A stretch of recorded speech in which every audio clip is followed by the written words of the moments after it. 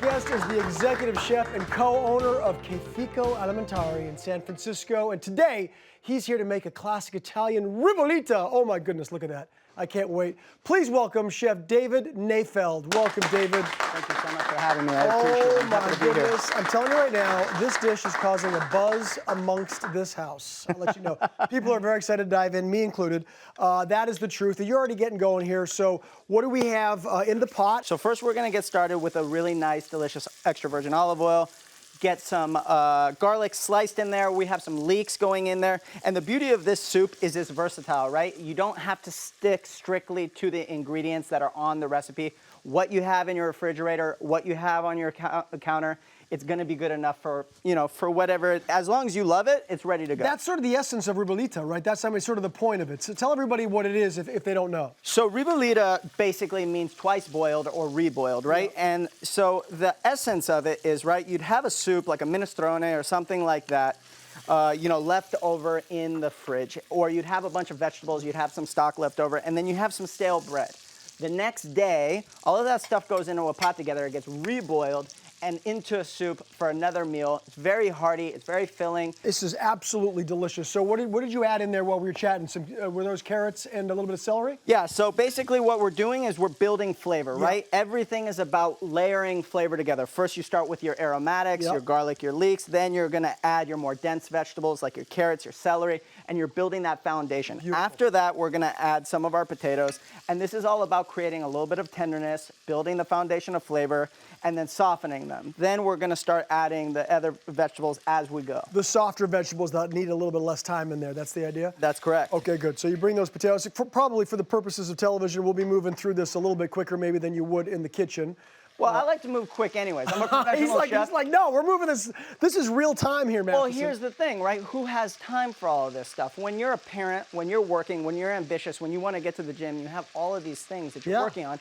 You want to move fast to begin with, right? And my whole goal is I want people to cook food. I want people to be active. I want people to hit all of those goals that they want to hit in life, but I still want them to eat well, right? Nobody has time to spend 3 hours cooking every day. Sometimes you do, but sometimes you got to get it done in like 20 minutes and you got to get on the go. Oh my God. You even talk fast. Like everything about you is like perfect for me. This is fantastic. Like I said, I grew up in professional kitchens, so you got to keep it moving. That's great. So what other veggies are you going to throw in there? We got some kale, is that correct? Yeah, so next up, so like I said, everything's versatile. Right now we happen to have some cabbage and some kale in the refrigerator.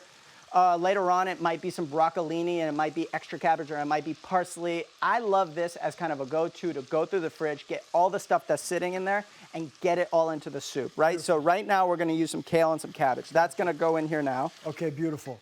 When does the, I'll call it the star of the show, or it's sort of the silent star, when does the bread get added to the mixture? So the bread is the unique addition, which I really love about it, because what it ends up doing is playing a number of roles. First of all, it's an outlet for some stale bread. I know a lot of people who buy a loaf of bread and they just don't get to like that last quarter piece before it gets stale. Sure.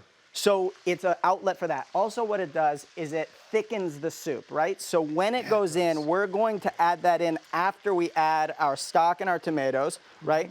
We have beans, which are one of my favorite ingredients to work with. You don't have to go super ambitious and soak your beans from dry and do that, although you can. You can just use canned beans if you'd like to also. Okay. So I'm gonna go ahead and add the stock now. There you go. Right? And then I'll turn up my heat so that way it comes up to a simmer faster.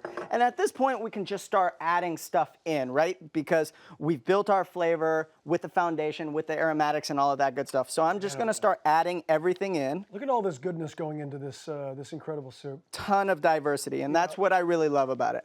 Absolutely. And then the bread goes in. Like you said, you got to make sure it's stale, right? You don't want to put in fresh bread, or can you? You can totally put in fresh bread. I've done that before just because I want the soup, right? Yeah. But in terms of the utilitarian-ness Gotcha. of the dish, sure. right? The idea is stale bread. How are you going to use it? You don't want to throw it away. Waste not, want not, all of that good stuff. But you can totally get it done with fresh bread. Once you get the beans in there, how long does it take to come together before you get this beautiful finished version, which you get to enjoy as well as me here? Honestly, about like 25 minutes, Oh, but really? we have a quick little swap out. So what I'm gonna do is I've added the beans here. I'm gonna add some salt to season. And I like to add in layers. So I'll add some salt now and I'll add some more seasoning later, right? Because you can put in, but you can't take out. Okay. right? We're gonna add some chili flakes because I like some spice. And by the way, like with one thing that I'm learning is if you get your kids eating spice earlier, then they don't complain about it later and you don't have to have bland food. It's the truth. I'll back that up. I've got older kids, so there you go. So, okay, good. So you go ahead and jump to and show me what you're going to do to sort of like finish this off a little bit. And while you're doing that, I want to ask you about the main ingredient with David Nayfeld. This is a great podcast that you've got. You've got some pretty spectacular guests, I must say.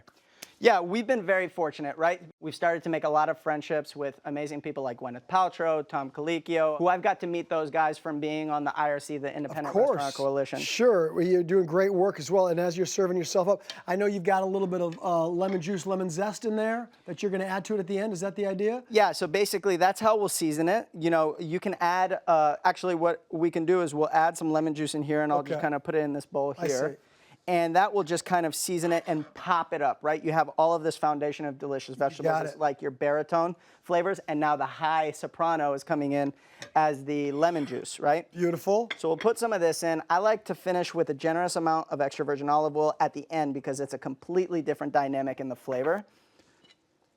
And then Parmesan on top. Yeah, a generous amount of Parmigiano Reggiano, which is one of my favorite cheeses, and it's just a fantastic way of bringing everything together and super delicious. Just real quick, before you take a taste of that, I know you're a big advocate for the restaurant industry. Really quickly, how can people help out during these challenging times? Go to saverestaurants.com and hit the call to action there. Right now, we're desperately trying to get Congress to pass the Restaurant Act, and what we need them to do is call their senators and implore them to save your local restaurants. You're a good man, and you make incredible food. You get to dig in now. Everybody at home, you can too.